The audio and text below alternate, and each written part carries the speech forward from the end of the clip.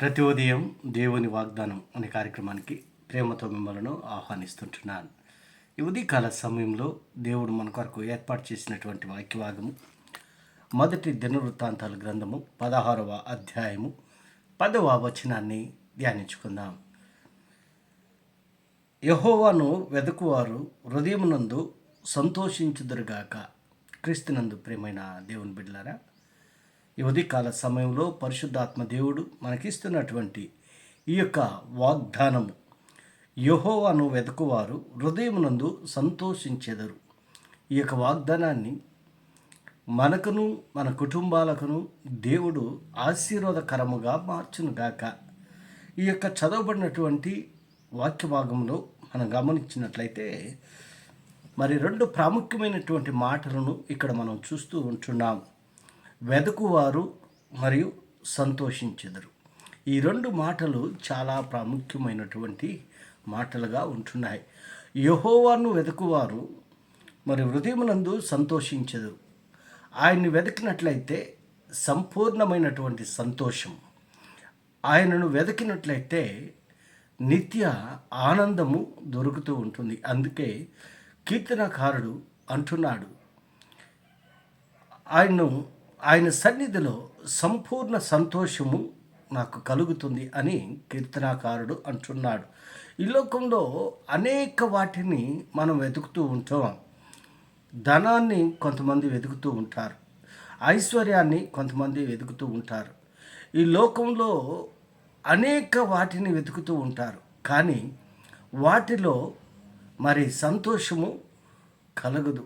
ఆ యొక్క ఈ లోక సంతోషము తాత్కాలికమైనటువంటిది. కానీ దేవుడిని కలిగి దేవుడిని వెతికితే సంపూర్ణ సంతోషం, నిత్యము సంతోషము మరి కలుగుతూ ఉంటుంది.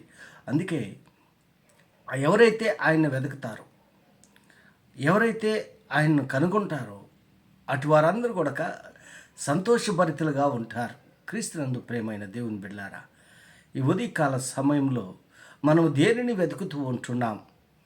నిజమైనటువంటి సంతోషం, నిజమైనటువంటి ఆనందము దేవుని యందు మాత్రమే కలుగుతూ ఉంటుంది. ఈ లోకంలో సంతోషము, ఈ లోకంలో ఆనందము అశాశ్వతమైనటువంటిది. కొంత మట్టుకు మాత్రమే మనకు సంతోషాన్ని ఇవ్వచ్చు. కానీ ఈ దేవుణ్ణి వెతికినట్లయితే సంపూర్ణమైనటువంటి సంతోషం కలుగుతూ ఉంటుంది. మరి దేవుణ్ణి వెతికేటువంటి వారిగా, దేవుణ్ణి ఆశ్రయించేటువంటి వారిగా ఉండాలని దేవుడు ఇష్టపడుతూ ఉంటున్నాడు. ఎందుకనగా మనం సంతోషంగా ఉండాలని దేవుని యొక్క సంకల్పం. ఈ లోకంలో ఉన్నదంతా కూడా నేత్రాశ జీవఫుడంబంగా ఉంటున్నది.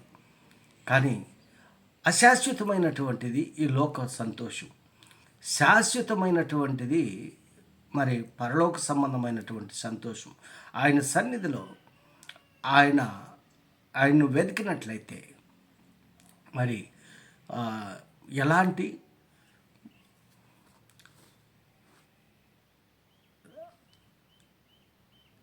క్రీస్తునందు ప్రేమైన దేవుని పిల్లలు, ఈ ఉదయకాల సమయంలో దేవుణ్ణి వెతికివారు, యెహోవాను వెతికిపెట్టినటువంటి వారు మనము సంతోషంగా ఉండేదానికి ఆస్కారం ఉంది. ఆయన వెతికేటువంటి వారిగా, ఆయన కనుగొనేటువంటి వారిగా నేను ఉండాలని కొద్ది మాటల ద్వారా నేను హెచ్చరిక చేస్తున్నాను. దేవుడి యొక్క మాటలను మరి ఎక్కువగా మనందరి జీవితాల్లో ఫలభరితంగా చేయనుగాక. ఆమె